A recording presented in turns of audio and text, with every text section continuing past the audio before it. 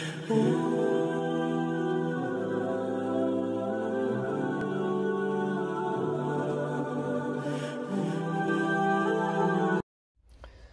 اللہ الرحمن الرحیم سبحانک لا علم لنا الا ما علمتنا انک انت العلیم الحکیم۔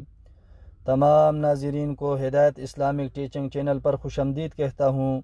آج کے اس ویڈیو میں آپ کو بتاؤں گا کہ عورت کے ساتھ پچھلے حصے سے لذت حاصل کرنا اور پچھلے حصے میں صحبت کرنا، شریعت میں اس کا کیا حکم ہے۔ اگر آپ ہمارے اس چینل پر نئے ہیں تو ضرور اس کو سبسکرائب کریں اور گھنٹی کے بٹن کو ضرور دبائیں۔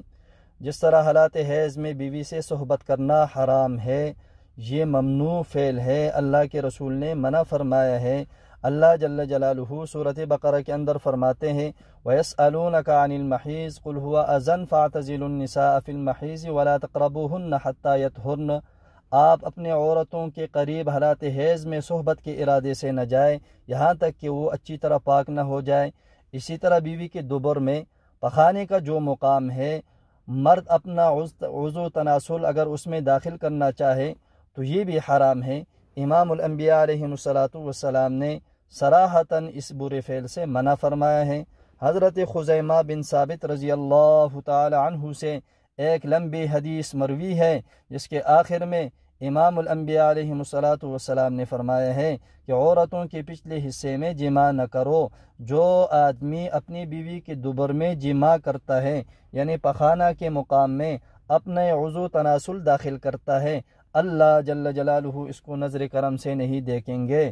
اسی طرح ابو داود کے اندر ایک حدیث ہے جو لوگ اپنی بیویوں کے پیچھے حصے میں جماع کرتے ہیں وہ ملعون ہے۔